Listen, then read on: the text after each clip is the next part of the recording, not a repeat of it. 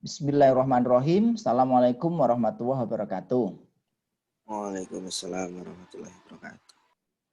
Oke, hari ini nanti kita akan membahas tentang materi transformasi digital dengan pokok bahasan yaitu adalah teknologi web.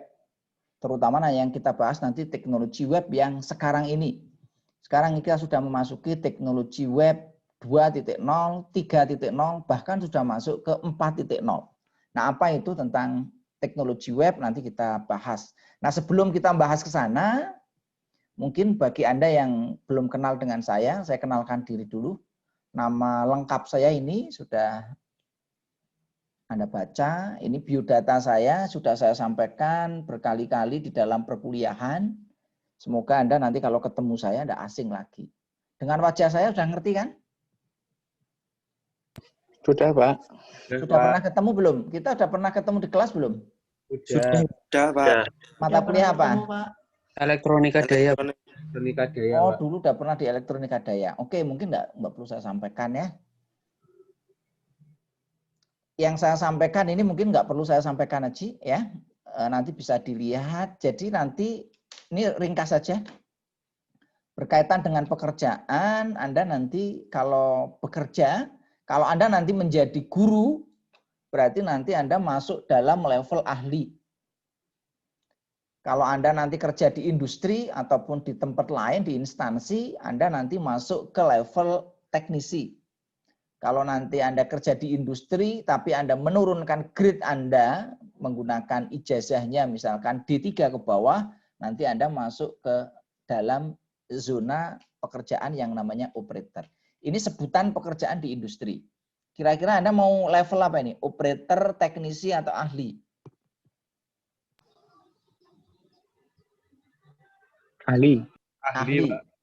Nah, ahli ini bisa kita lihat, Anda lulusan S1, S1 itu fresh graduate berada di sini. Di level berapa? Level 6. 6. Level 6 kalau diproyeksikan dia masuk ke teknisi. Nah, untuk menjadi ahli Anda membutuhkan ya. Yang pertama Anda bisa membutuhkan pendidikan dari jalur formal. Yang kedua, Anda bisa membutuhkan dari jalur profesi dan sertifikasi. Yang ketiga, Anda bisa membutuhkan dari jalur pengalaman atau belajar mandiri. Sehingga nanti Anda bisa naik tingkat. Bisa difahami nih ya? Ini, Pak. Kalau Anda mau jadi guru, guru itu syaratnya level 7. Maka syarat untuk menjadi guru, Anda harus mengikuti program PPG. Kalau Anda mau bekerja sebagai engineer itu level 7, 8, dan 9. Maka Anda untuk menjadi seorang engineer, Anda harus punya pengalaman kerja. Harus punya sertifikasi kompetensi. Sehingga nanti Anda bisa melompat ke level 7, 8, atau 9. Atau Anda bisa melanjutkan gelar pendidikan. S2, S3. SP itu spesialis. Ya. Nah, harapan kami nanti Anda akan masuk pada tenaga kerja yang level paling tinggi, yaitu ahli. Nah, untuk bisa bekerja, Anda dituntut untuk mempunyai kompetensi. Apa itu kompetensi? Saya jelaskan ringkas, padat, dan jelas. Kompetensi itu adalah kemampuan kerja. Langsung aja ya. Yang mencakup aspek pengetahuan, keterampilan, dan sikap yang sesuai dengan standar yang telah ditetapkan. Ini adalah yang namanya kompetensi. Anda supaya bisa bekerja dengan baik, Anda harus punya kompetensi. Nah, ini contoh kompetensi kerja ya di bidang electrical, di bidang kontrol, ya, di bidang yang lainnya. Sehingga nanti Anda harapannya bisa mempunyai kompetensi. Nah, kompetensi ini bisa diukur. Jadi yang namanya kompetensi itu bisa terobservasi. Nah, cara mengobservasinya dengan apa?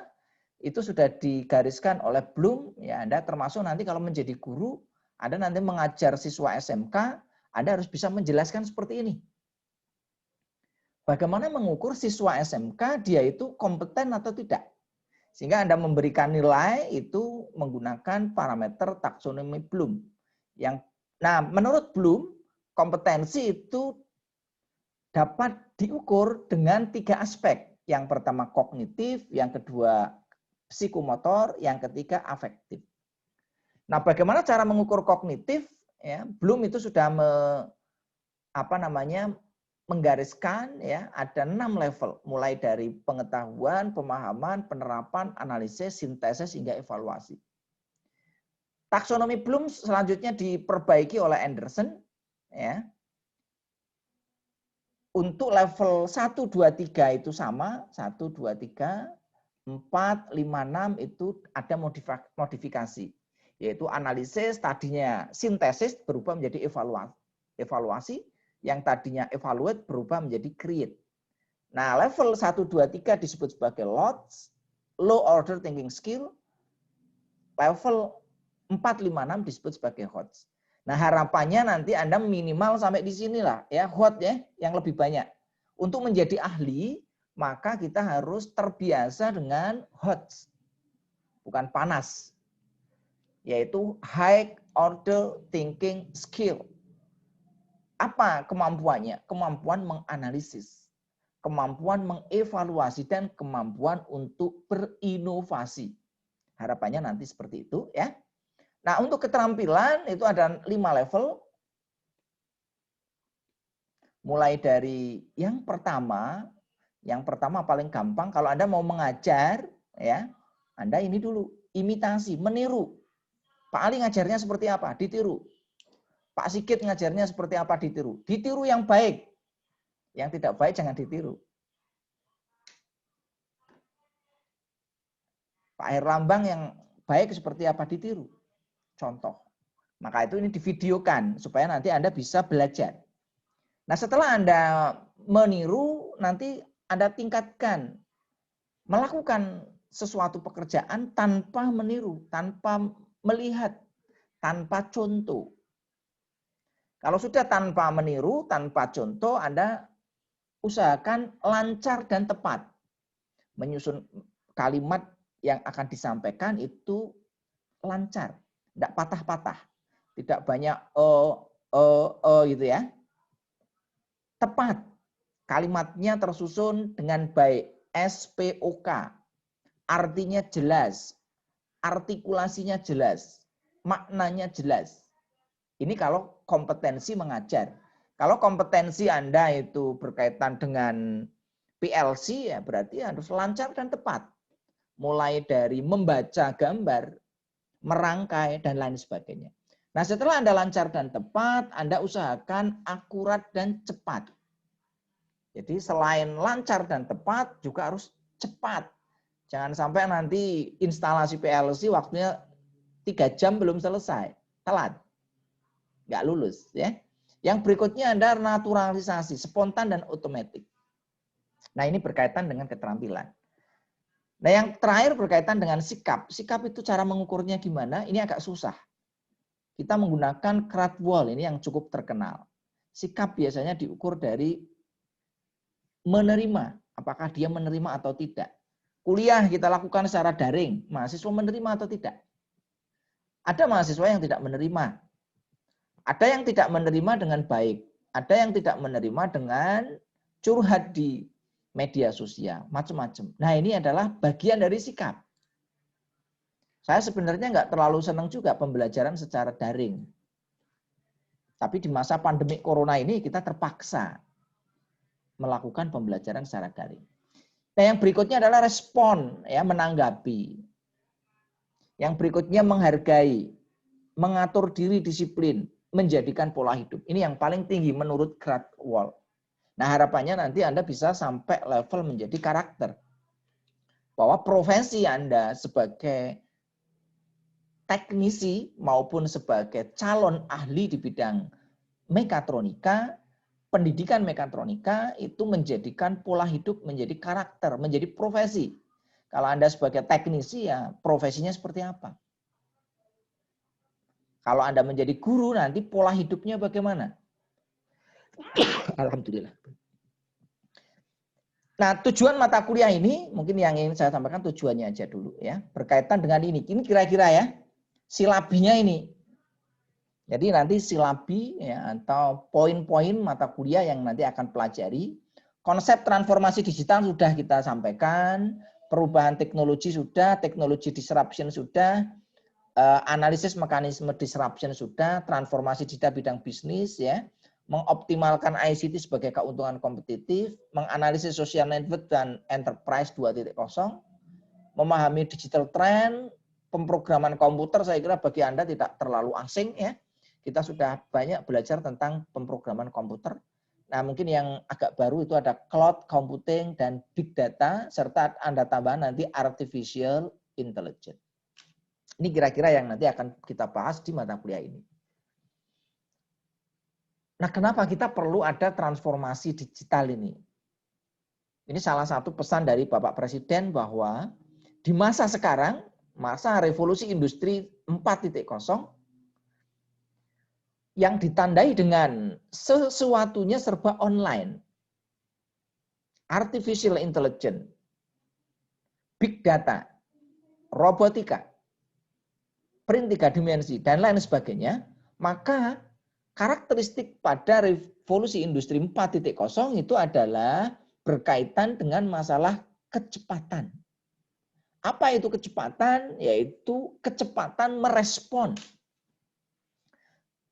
Ini kalimat Pak Jokowi kalau diartikan salah, artinya bisa ngacau.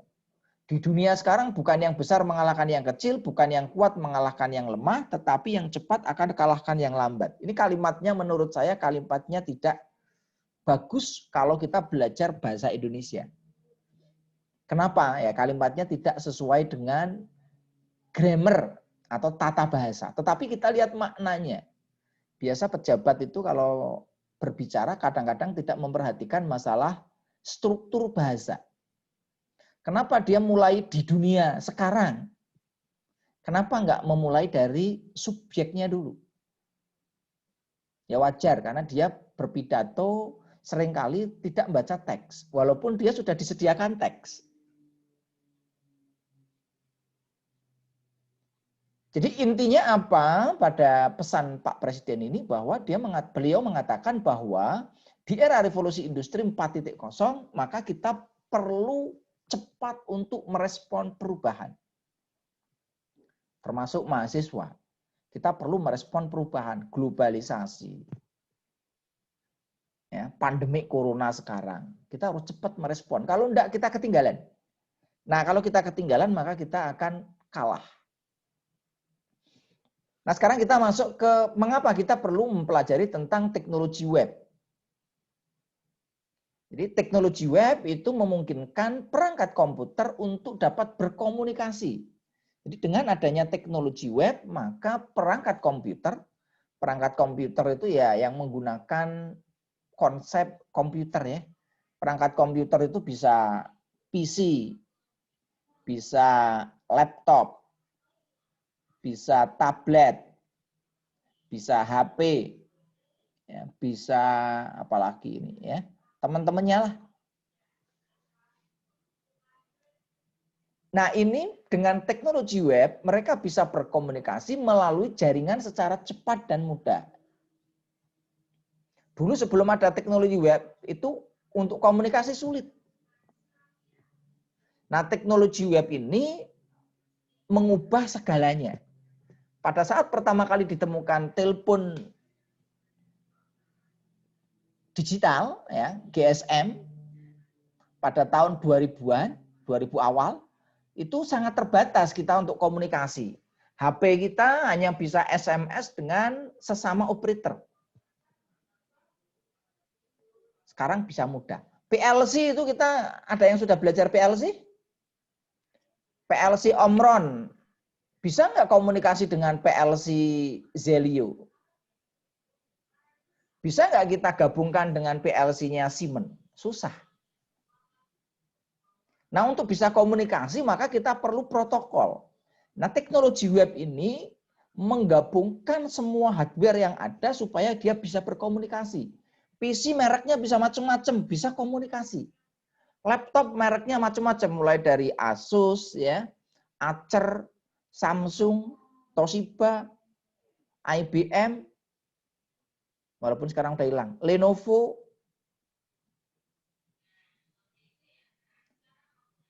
Hewlett Packard, dan lain sebagainya. Tablet macam-macam. Ya, HP apalagi, Xiaomi, muncul Realme, Vivo, OVO, dan lain sebagainya. Ini semua perangkat bisa berkomunikasi berkat adanya teknologi web. Nah, web itu merupakan salah satu ciri perkembangan pada revolusi industri 3.0 dan 4.0. Dengan adanya web, maka ICT berkembang sangat pesat. Teknologi web membuat komunikasi data menjadi lebih cepat dan mengglobal. Hampir semua instansi, perusahaan, kantor, itu memanfaatkan web untuk media komunikasi dan menyampaikan informasi kepada klien dan stakeholder. Tidak terkecuali UNY. UNY sudah mengembangkan sistem berbasis web, termasuk jurusan. Nah, ini ada beberapa video yang mungkin bisa kita lihat ya. Apa itu aplikasi web generasi 2? Aplikasi web generasi 2 merupakan sebuah aplikasi yang diakses melalui jaringan komputer dan menggunakan teknologi browser untuk menjalankan aplikasinya. Aplikasi web sendiri terbagi menjadi dua, aplikasi web generasi 1 dan aplikasi web generasi 2. Untuk aplikasi web generasi 1 yang hanya memiliki fitur untuk melihat, sedangkan aplikasi web generasi 2 bisa melihat dan juga mengomentari. Pengguna aplikasi web generasi 2 tentu akan lebih leluasa untuk melihat konten suatu website tanpa harus berkunjung ke alamat situs yang bersangkutan, sehingga lebih efektif dan juga bersifat multitasking. Aplikasi web generasi 2 dapat dibuka di smartphone, komputer, dan juga tablet. Contoh dari aplikasi web generasi 2 itu sendiri ada seperti Facebook, Amazon, Google, Wikipedia, Tumblr, Skype, YouTube, Mozilla, Flickr, blog, dan lain-lain. Kelebihan dari aplikasi web generasi 2 yaitu memungkinkan semua pengguna untuk saling memberikan masukan dan terjadi pengumpulan informasi yang sangat banyak. Namun, aplikasi web generasi 2 juga memiliki kekurangan karena sifat yang terbuka sehingga dapat menyebabkan overload ataupun data menjadi hilang. Kelebihan dari aplikasi web generasi 2 yaitu untuk pencarian data, mempermudah bisnis, interaksi sosial, dan juga untuk penyebaran informasi. Sekarang sudah lebih mengerti kan apa itu aplikasi web generasi 2? Mari memanfaatkan untuk hal yang lebih baik dan lebih bijak. Terima kasih. Nah, ini adalah gambaran tentang teknologi web titik 2. Nah, sebenarnya kita sekarang ini masuk teknologi web berapa ya? Seperti revolusi industri mulai dari 1, 2, 3, 4, ya teknologi web 1.0 ya masih kita pakai ya. Apa itu teknologi web 1.0? Jadi teknologi web 1.0 merupakan teknologi web generasi pertama yang merupakan revolusi baru di dunia internet. Karena mengubah cara kerja dunia industri dan media. Yang tadinya berbasis cetak ya sekarang sudah berbasis teknologi berbasis web. Nah, teknologi web dibangun pada generasi ini ya, dikembangkan untuk mengakses informasi yang memiliki sifat sedikit interaktif. Jadi tidak seperti sekarang.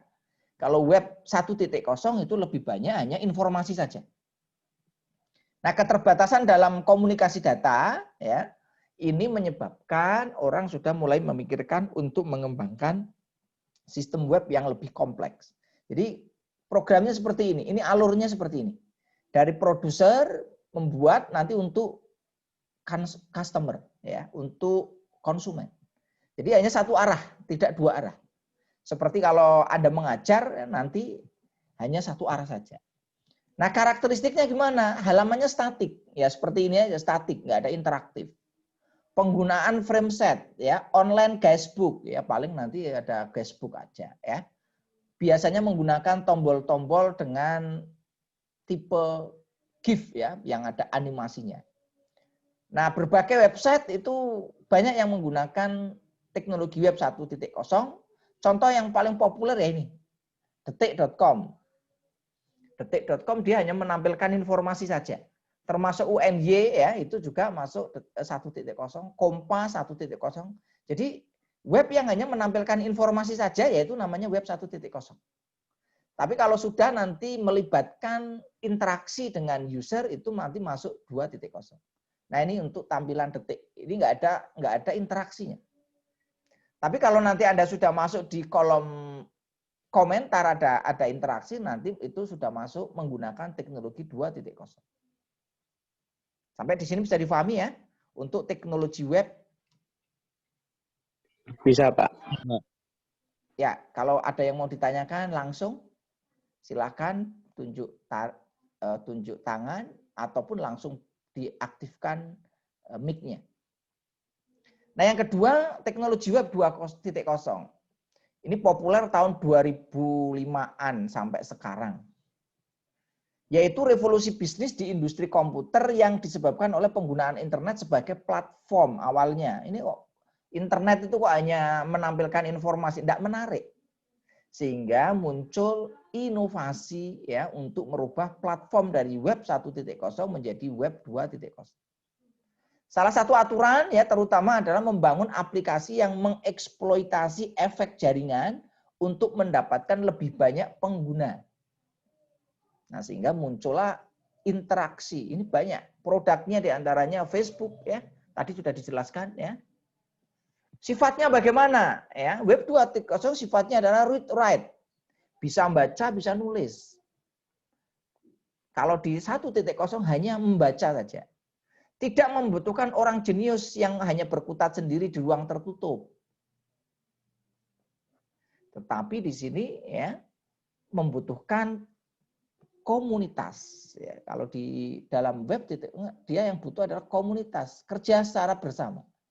Sehingga muncullah konsep open source dan lain sebagainya. Jadi di sini konsepnya yang dibutuhkan apa? Orang yang mau berbagi ilmu, berbagi pengalaman, ya, atau berbagi yang lain yang terbentuk secara online. Sehingga nanti di sini mengikis sifat individualisme, ya.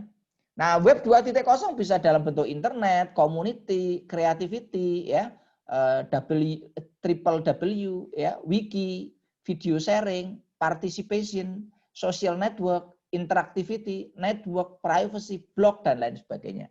Ini adalah jangkauan dari web 2.0. Nah, web 2.0 tidak terbatas pada jaringan sosial, misalkan MySpace, Friendster, Facebook, dan lain sebagainya. Aplikasi web 2.0 juga digunakan pada aplikasi user untuk berbagi. Contohnya apa? Ini Flickr berbagi foto, Photobucket berbagi foto, YouTube berbagi video, SlideShare berbagi PowerPoint, Napster, ya, IndoWebster, dan lain sebagainya. Ada juga untuk mendukung agar setiap user dapat berbagi bookmark dan memberikan peringkat seperti Dell Issues, ya, Dig, dan lain sebagainya. Contoh aplikasi web 2.0. Tadi sudah saya sebutkan, kalau webnya UNY itu 1.0. Tetapi kalau kita sudah bicara Facebook UNY, ini adalah menggunakan teknologi 2.0. Demikian juga untuk YouTube, ya, UNY punya YouTube-nya juga. Kita bisa mengupload YouTube dari UNY dengan sangat cepat. Nah, apa bedanya web 1 dan 2? Kunci perbedaan itu adalah pada keterbatasan pada web 1.0. Di mana web 1.0 mengharuskan pengguna internet untuk datang ke dalam website dan melihat satu persatu konten di dalamnya. Sedangkan kalau web 2.0 memungkinkan pengguna internet dapat melihat konten suatu website tanpa harus berkunjung ke alamat situs yang bersangkutan. Jadi kemampuan web ini dalam melakukan aktivitas drag and drop, ya, auto complete, chat, voice, ya, dan lain sebagainya. Kalau kita ketik Google itu kan dia itu kadang-kadang sok tahu Google. Kita mau nulis misalkan yuk, ya, dia langsung otomatis mesti nulis yuk Jakarta gitu ya. Ini adalah kemampuan auto complete. Ada kemampuan artificial intelligence. Kalau kita sering buka website tertentu, nanti dia akan merekomendasikan yang berkaitan dengan itu. Itu web 2.0. Nah, perbedaan lainnya adalah peran personal website dan blog, ya, weblog dan lain sebagainya.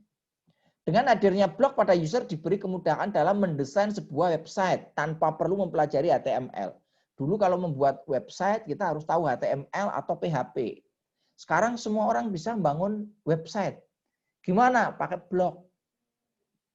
Blogspot, WordPress, Joomla, dan lain sebagainya. Kalau yang pengen sendiri ya kita kembangkan pakai CMS, Content Management System. Termasuk yang mau buat tugas akhir apa ya kita bisa pakai CMS. Kalau mau buat e-learning pakai LMS, Learning Management System, dan lain sebagainya. Ini adalah perkembangan web 2.0. Nah, perbedaannya apa? Kita bisa lihat di sini. Web 1.0 ya, read only web. Ya jumlahnya mungkin ya sejutaan gitu ya. Ada website yang menggunakan web 1.0. Orang mempublish, user nanti melihat. Yang kedua, web 2.0 ya. Ini bisa mempublish, bisa berinteraksi. Nah, yang ketiga ini tidak hanya sekedar 2.0 tetapi di sini dia sudah masuk web 3.0. Sebenarnya sekarang sudah berkembang web 3.0. Nah, di sini kita bisa lihat ya ilustrasinya untuk web 1.0 dan web 2.0. Jadi nanti ada publisher dan ada customer. Bagaimana nanti kita biasanya publisher itu yang membuat siapa? Satu orang. Satu orang membuat sistem yang kompleks, setelah itu nanti diakses oleh banyak orang. Ini teknologi web 1.0. Teknologi web 2.0 yang membangun siapa? Komunitas. Nggak mungkin kita bisa membangun sesuatu yang spektakuler hanya dibangun oleh satu orang. Yang mengakses siapa? Komunitas juga. Jadi ini many to many. Kalau ini one to many, ya. Bentuknya bisa bermacam-macam. Nah, ini kalau kita lihat ya perbedaan web 1.0 dan 2.0. Ini beberapa ya alamat situs web 1.0, yang sebelah kanan itu adalah web 2.0. Silakan nanti diakses ya, dicari kalau belum jelas ya. Nah, ini kalau kita bandingkan antara web 1, 2 dan 3, perbedaannya apa di sini? Dari sisi komunikasinya, web 1.0 itu broadcast, asalkan dikirim aja. Tapi kalau web 2.0 itu adalah interaktif. Nah, kalau web 3.0 sudah engage, invested, ya. Ini perbedaannya di situ. Apa itu engage? Ya, ada yang tahu engage itu apa? Engage itu adalah mengikut sertakan ya, antara pengguna itu kita ikut sertakan. Yang berikutnya kaitannya dengan informasi, kalau di sini itu read only atau static, kalau di web 2.0 itu dynamic. Kalau di web 3.0 itu portable dan personal. Kita pakai HP ya, tampilannya mengikuti HP. Kita pakai tablet, tampilannya mengikuti tablet, ukuran gambarnya, resolusinya dan lain sebagainya. Fokusnya di sini organisasi, kalau di sini komunitas. Kalau di web 3.0 individual, artinya customize. Sangat customize ya. Personilnya biasanya bentuknya tuh homepage, kalau di sini blog atau wiki, kalau di sini live stream. Kontennya ownership, kalau di sini sharing, kalau di sini curation. Nah, ini perbedaan-perbedaan ya. Kalau teknologinya pakai HTML, FTP, kalau yang web 2.0 biar dikembangkan pakai Flash atau Java. Nah, kalau yang web 3.0 itu pakainya OWL, RDF atau RDFS. Risetnya yang paling berkembang itu adalah semantik web ya. Nah, saya kira itu ya untuk perbedaan teknologi web 1, 2.0. Nah, ini ilustrasinya tadi. Web 1.0 itu ada sekitar 250.000 site ya. Ada penggunanya itu 45 juta, dikembangkan tahun 90 sampai 2000-an. Nah, web 2.0 itu muncul tahun 2006. Ada 80 juta site. Ya. Sedangkan sekarang itu sudah dikembangkan sejak 2016 yaitu menggunakan teknologi web 3.0. 4.0 kapan? Mungkin sudah muncul ya teknologi web 4.0 ya. Saya kira itu ya yang dapat saya sampaikan berkaitan dengan materi teknologi web ya. Silakan kalau ada pertanyaan, masukan atau tanggapan saya persilahkan.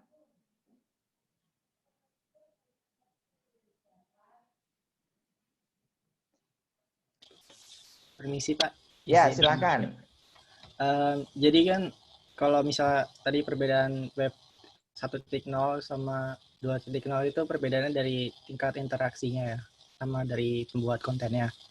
Ya. Nah, misalkan kayak sebuah forum developer game, tapi untuk loginnya itu perlu akun dari, contoh misalnya kita mau login dari akun web developer game itu, tapi kita loginnya pakai akun Google. Itu kan Google itu kan termasuk teknologi web 2.0.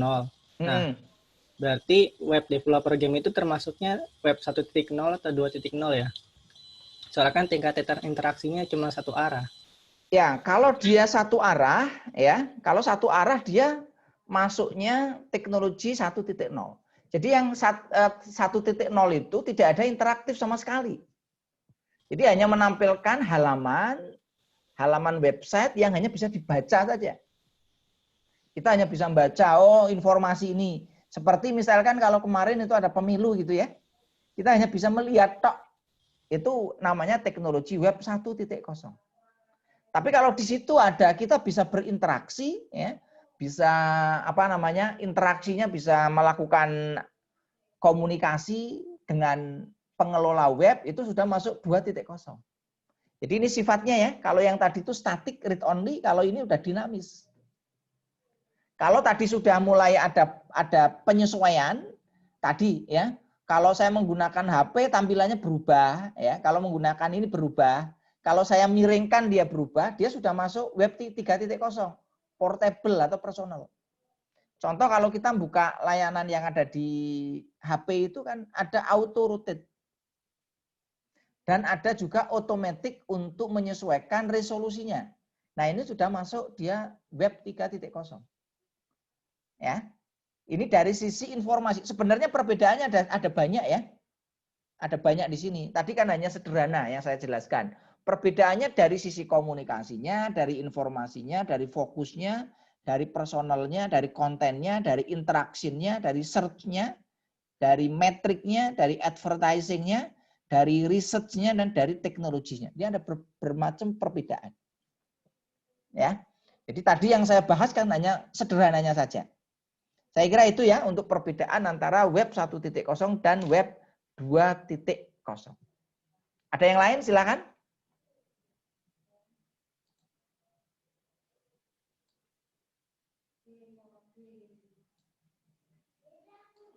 Jadi ini bisa menjadi salah satu riset Anda ya tentang efektivitas web 2.0 untuk website pendidikan kejuruan misalkan. Anda bisa membuat riset seperti itu ya. Apakah sebenarnya web 2.0, web 3.0 itu bermanfaat enggak sih sebenarnya untuk pendidikan kejuruan di SMK? Anda bisa untuk itu juga ya. Atau Anda juga bisa untuk riset-riset yang lain, termasuk nanti untuk membuat PKM ya. Apa itu PKM? Nah, ini mungkin sudah masuk siap-siap untuk menyusun proposal PKM. Apa itu PKM? Program Kreativitas Mahasiswa. Nah, silakan. Anda bisa macam-macam. Ada PKMT. Kalau PKMT teknologi. Ada mengembangkan teknologi yang tepat guna. Kira-kira apa? Kalau bidang mekatronika dulu saya pernah bimbing ya. Misalkan yang dulu pernah dapat juara PIMNAS ya, mendapatkan emas, mengalahkan peserta dari universitas-universitas besar di Indonesia ya, ITB, UGM, ITS ya. Dulu alhamdulillah bimbingan saya pernah mengalahkan mereka ya, dapat medali emas tahun 2015. rekor itu sampai sekarang belum terpecahkan. Semoga tahun depan ya rekor itu bisa terpecahkan. Ya bukan terpecahkan, artinya menyamai ya. Sejak tahun 2015 ya perwakilan dari FTUNY ya yang mempersembahkan emas pada ajang PIMNAS untuk kategori presentasi sampai sekarang belum ada lagi yang bisa mempersembahkan emas pada kategori presentasi. Nah, silakan ya. Nah, untuk itu harus mempunyai ide ya yang cukup brilian ya sehingga nanti bisa kita tandingkan dengan PKM dari perguruan tinggi yang lain. Silakan kalau ada yang mau tanya, silakan. Saya Pak ingin bertanya. Ya, Mas Rifki, silakan. Kalau misal mau bikin web Pak, tapi mengkombinasikan antara web 1.0 dan web 2.0 itu bisa nggak ya Pak? Ya, menggabungkan antara web 1.0 dan web 2.0 ya berarti Anda menggunakan web 2.0. Ya karena web 1.0 itu sudah diwakili dengan web 2.0. Begitu Anda menggunakan web 2.0 ya otomatis kan mesti ada informasi yang disampaikan ke user. Jadi mesti kalau Anda menggunakan 2.0 itu berarti sekaligus Anda itu menggunakan 1.0. Kalau 1.0 itu Anda hanya bikin tulisan-tulisan aja yang orang itu nggak bisa berinteraksi. Gitu ya Mas ya maksudnya ya. Paham ya? Pak. Pak. Ya terima kasih juga ya. Nah sekarang kalau Anda mau membuat web itu nggak usah belajar dari nol. Anda bisa membuat web ya menggunakan yang namanya CMS. Apa itu CMS? Content Management System. Jadi Anda nggak perlu ahli programming untuk membuat web ya.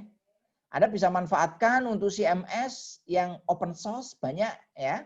Apa contoh untuk web yang open source? Misalkan pakai WordPress, pakai Joomla yang terkenal ya, pakai Blogspot ya.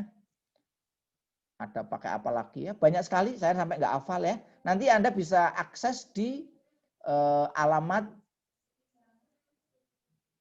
freeopensourcecms.com. Nah, itu ada banyak sekali ya. Anda bisa pelajari satu persatu ya. Itu tinggal nanti Anda simulasinya itu buatnya nanti pakai komputer bisa. Anda install software server ya. Apache server sama MySQL, Anda misalkan install pakai XAMPP. Ataupun install pakai software-software yang lain. Kalau saya biasanya kalau membuat website pakai XAMPP ya, SAM. Setelah nanti di sini sudah oke SAM-nya, nanti baru saya upload ke internet. Saya kira itu ya. Silakan ada pertanyaan sekali lagi untuk terakhir. Ada yang mau tanya?